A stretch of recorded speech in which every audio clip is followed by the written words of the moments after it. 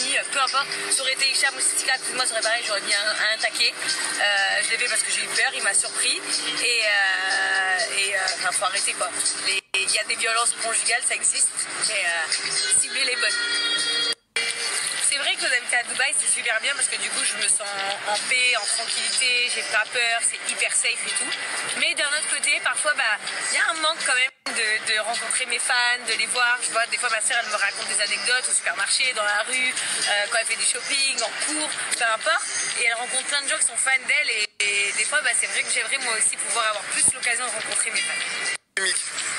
C'est vrai que toutes ces polémiques autour de moi et de ma famille, ça me saoule un peu parce que moi je suis quelqu'un de très impulsif et qu'à chaque fois que je vois un truc, j'ai envie de prendre mon portable et insulter tout le monde. Exemple, quand on sort des articles comme quoi je suis en couple avec Siska, j'ai envie de faire bordel sur mon snap. Quand on sort que la marque Liberty Play elle est à moi alors qu'elle n'est pas à moi, j'ai envie de prendre mon snap. Et plein d'autres choses. Sauf que j'ai Émine autour de moi, mes amis, Laurent qui me disent ne réponds pas. Et moi c'est vrai que c'est pas dans mes habitudes de pas répondre. Donc forcément je me sens frustrée de ces polémiques parce que moi j'ai envie de dire en fait la vérité, j'ai envie de parler. Et en fait j'ai l'impression que même si je parle, c'est encore pire au final parce que la dernière fois où j'ai pleuré sur Snap, ça a fait que aggraver les situations, on en a encore plus parlé. Donc j'ai bien compris que ce qui marche c'est de fermer sa gueule, mais pas facile pour moi. Alors faut savoir que c'est pas moi qui ai créé la Jazz Family, mais c'est vous qui l'avez créé. Moi à la base j'étais Jazz et après j'ai rencontré Laurent qui était Laurent Billionnaire. Et après vous avez créé la JLC Family en nous citant comme ça, donc on a repris ce nom, c'est vrai, et on a introduit nos amis, tout ça. Alors oui, forcément on va pas vous mentir, il y a un côté très professionnel et business, comme notre émission, comme notre snap de la JLC Family qu'on adore vous partager, mais il y a aussi un côté hyper humain, c'est qu'on a envie de vous refléter qui on est nous. C'est vrai que parfois quand vous regardez la télé-réalité, les castings ils sont souvent exactement pareils, même si c'est pas les mêmes personnes. Nous c'est vraiment une communauté mélangée, que ce soit les Renois, que ce soit les Maghrébins, que ce soit les Africains, que ce soit les vrais Arabes ici, que ce soit les Européens, que ce soit peu importe les religions. En fait nous on est vraiment comme ça, on vit en communauté et notre famille elle est basée de plein de cultures et plein de religions différentes et du coup on est hyper content de partager ça avec vous parce qu'en fait on reflète qui vous êtes. Yeah. Faut savoir que moi je me suis disputée avec personne de filles qui ont été de mon milieu qui ne sont plus mes amies. En fait en réalité j'ai jamais cherché à être amie avec ces gens-là. J'ai toujours été amie avec eux par le biais du fait que mon mari soit ami avec eux. Et on s'est jamais disputé réellement. Ils pourront pas vous sortir une réelle dispute. Pourquoi on ne se parle plus ni avec les uns ni avec les autres. En réalité ils se sont toujours sentis un peu, comment dire, je sais pas, soit en concurrence ou en conflit pour rien alors qu'il n'y en a pas.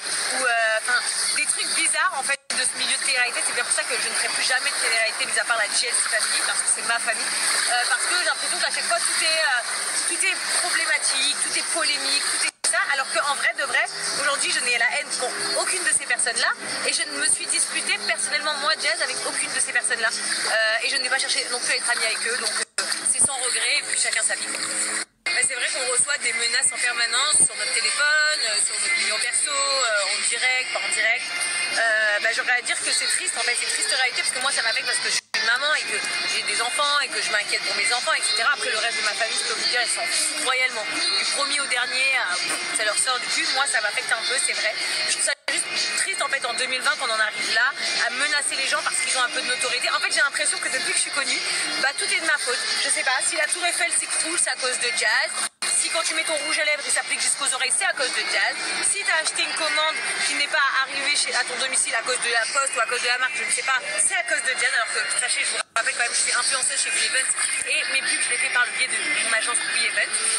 Si quelqu'un se casse la gueule là sur un caillou, c'est de ma faute parce que j'ai mis le caillou par terre.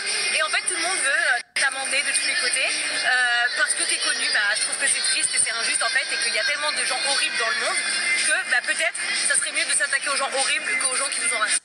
Et au final, qu'est-ce qui se passe? Il se passe que je me gâche une soirée ou je me gâche une journée parce que ça me casse la tête. Après, il se passe rien du tout parce que comme on est très très bien entouré, au final les histoires s'arrêtent et puis ça en reprend d'ailleurs et ça en reprend d'ailleurs. Donc au final, bien sûr, grâce à Dieu, il nous arrive jamais rien, on n'a aucun problème, on est très très très bien entouré. Mais moi, en étant une femme, ça me casse la tête et donc c'est fatigant en fait. À partir d'aujourd'hui jusqu'au dernier jour de l'aventure, maintenant tu t'appelleras Post-Caca. Bon les amis, c'était Jazz en direct de l'ITV de la JLC